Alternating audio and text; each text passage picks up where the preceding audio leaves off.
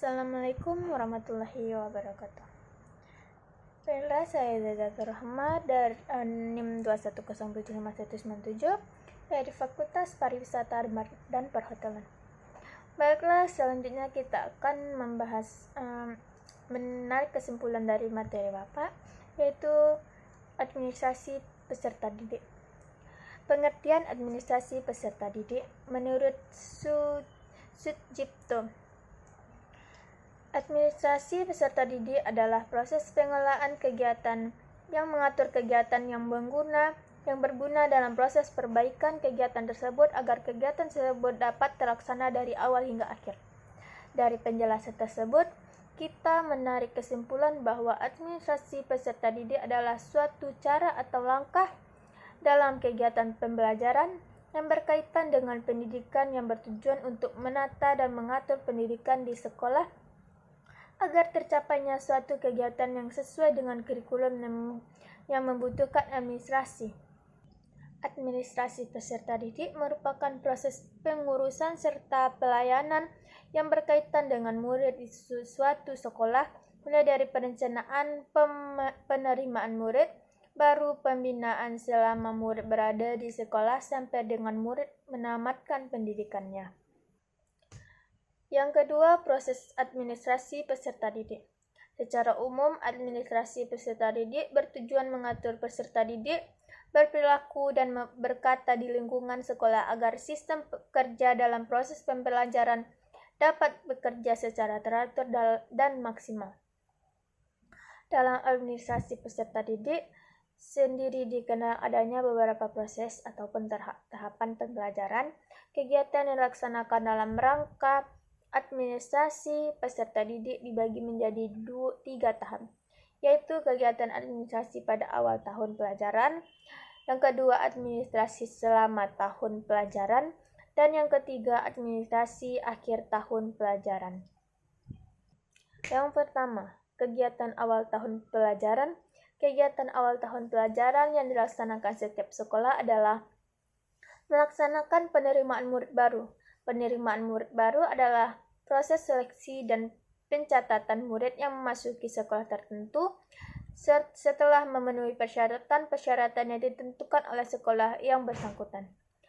Beberapa kegiatan yang dapat dilakukan dalam penerimaan murid baru yaitu 1. Penetapan daya tampung, 2. Penetapan syarat-syarat murid baru, dan 3. Pembentukan panitia atau petugas penerimaan siswa baru.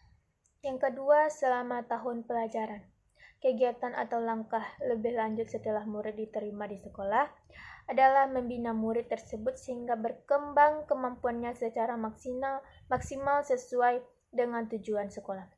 Pembinaan murid dilakukan agar murid mengenal lingkungan tempat belajar mereka dan dapat menyelesaikan diri dengan tuntutan sekolah.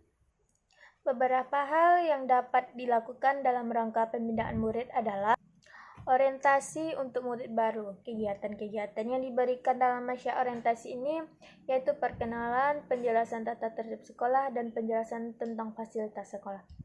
2. Peraturan kehadiran murid.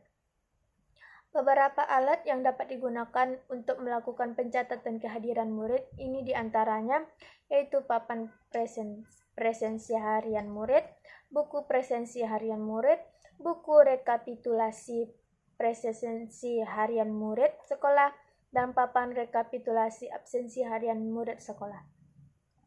3. Promosi dan mutasi murid. Beberapa hal yang harus diperhatikan dalam bagian ini yaitu prinsip-prinsip promosi, mutasi, dan prosedur mutasi.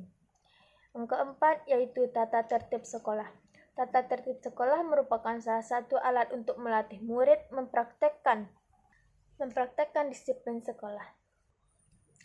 3. Akhir tahun pelajaran. Adapun kegiatan pada akhir tahun adalah pelaksanaan ujian nasional dan ujian akhir semester.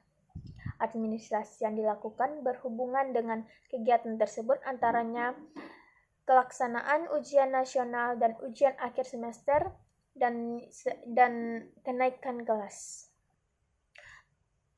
Yang keempat, tujuan administrasi peserta didik. Secara umum Administrasi peserta didik bertujuan mengatur peserta didik berperilaku dan bertata tertib dalam kehidupan di lingkungan sekolah, dan agar teraturnya sistem kerja di dalam proses pembelajaran, serta administrasi peserta didik bertujuan menjadikan peserta didik secara keseluruhan.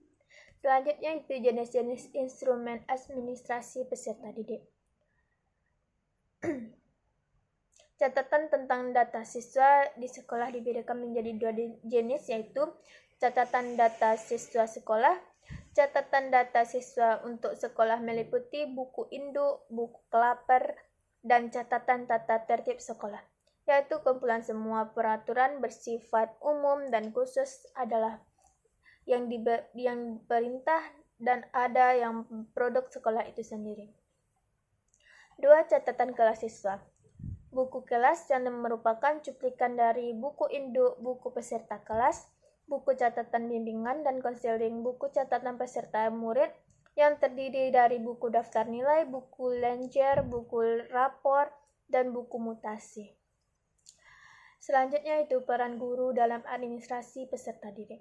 Mereka yang disebut pendidik adalah orang-orang yang dalam melaksanakan tugasnya akan berhadapan dan berinteraksi langsung dengan para peserta didik. Dan dalam suatu proses yang sistematis, terencana, dan bertujuan, penggunaan istilah dalam kelompok pendidikan tersebut disesuaikan dengan lingkungan tempat tugasnya masing-masing. Guru dan dosen misalnya adalah sebutan tenaga pendidik yang bekerja di sekolah dan perguruan tinggi. Guru adalah seorang pengajar suatu ilmu. Dalam bahasa Indonesia, guru umumnya merujuk pendidik profesional dengan tugas utama mendidik, mengajar, membimbing, mengarahkan, melatih, menilai, dan mengevaluasi peserta didik. Dan peran guru dalam administrasi peserta didik adalah 1. Dalam penerimaan siswa. Para guru dapat dilibatkan dalam beberapa bagian. Para guru dapat ditunjuk menjadi panitia, dapat melaksanakan tugas-tugas teknis, mulai dari pencatatan, penerimaan, sampai dengan pelaporan pelaksanaan tugas. 2. Dalam masa orientasi. Tugas guru adalah membuat para siswa cepat beradaptasi dengan lingkungan sekolah barunya. 3. Untuk pengaturan keadaan siswa di kelas. Guru diharapkan untuk mampu mencatat atau merekam kehadiran siswa.